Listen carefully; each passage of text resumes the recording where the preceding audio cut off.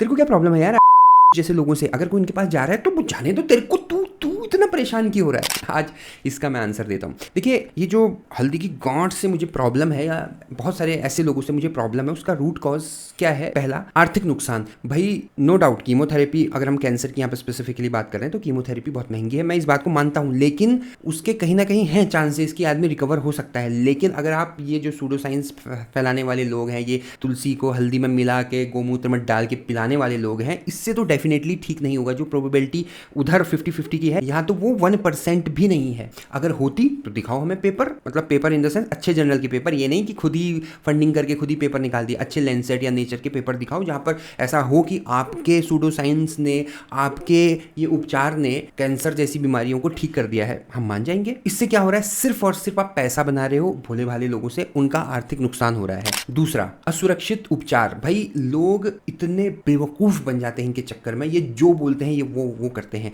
इनकी बीमारी कम होने के बजाय या स्टेबल रहने के बजाय और एग्रेसिवली बढ़ती है, और फिर ये लास्ट टाइम पे मॉडर्न मेडिसिन के पास आते हैं। तीसरा और सबसे खतरनाक, सही इलाज में देरी। भाई जो कीमोथेरेपी से स्टेज 1 का कैंसर ट्रीट होने की प्रोबेबिलिटी अच्छे अमाउंट में थी, वो ही प्रोबेबिलिटी एडवांस स्टेज में जाते जाते धीरे धीरे कम हो सकती है, depending upon the particular cancer कौन सा है या कोई भी डिजीज। यहाँ पर मैं स्पेसिफिकली कैंसर वर्ड बोल रहा हूँ क्योंकि ये जो सूडो साइंस फैलाने वाले लोग हैं ना, ये कैंसर को ही हथियार बना के यूज करते हैं, इसलिए मैं भी कैंसर का ही जिक्र बार बार कर रहा हूँ। ऐसे बहुत सारे और भी डिजीजेज हैं, तो एक्चुअल ट्रीटमेंट उसका नहीं मिल पाता है। तो क्या तुम्हारा मॉडर्न मेडिसिन एकदम सही है? ऐसा है तो फिर मॉडर्न मेडिसिन का यूज करके भी तो लोग मरते हैं। देखिए, यहाँ पर मॉडर्न मेडिसिन इटसेल्फ उसकी दिक्कत नहीं है, दिक्कत है उन लोगों की, क्योंकि डॉक्टर यहाँ भी ऐसे हैं जो आपको बेवकूफ बनाएंगे, आपका फायदा उठाएंगे, और वहां भी हैं। लेकिन यहाँ आपके पास एक एविडेंस बेस्ड ट्रीटमेंट है, वहां आपके पास एविडेंस बेस्ड ट्रीटमेंट नहीं है। और सबसे बड़ी बात, जब आदमी एविडेंस बेस्ड मेडिसिन से ठीक नहीं होता है तो वो सारा ठीकरा डॉक्टर पे या हॉस्पिटल पे फोड़ देता है।